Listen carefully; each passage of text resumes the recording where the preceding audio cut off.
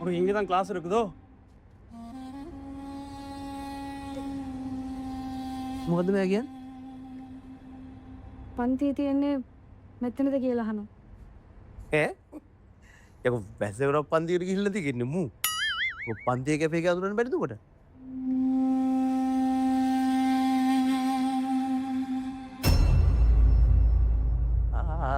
අයියද? අයියා තමයි. ඇයි? අප්පා සිංහලත් පුළුවන්නේ. වෙලාවට අයියා ආවේ.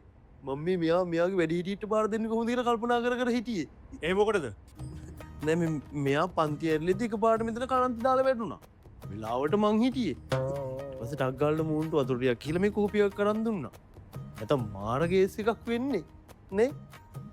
இவனை சொல்லு என்னைய பைத்தியக்காரனாக்குறதுக்கு திரும்ப பிறந்து வரணும்னு சொல்லி.